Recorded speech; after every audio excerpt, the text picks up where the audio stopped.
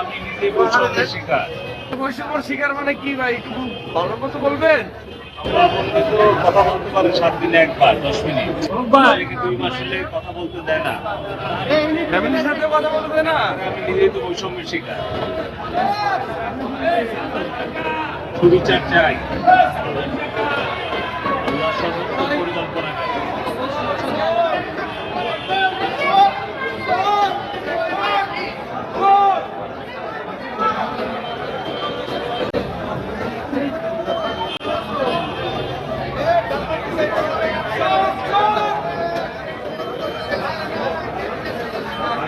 বলবেন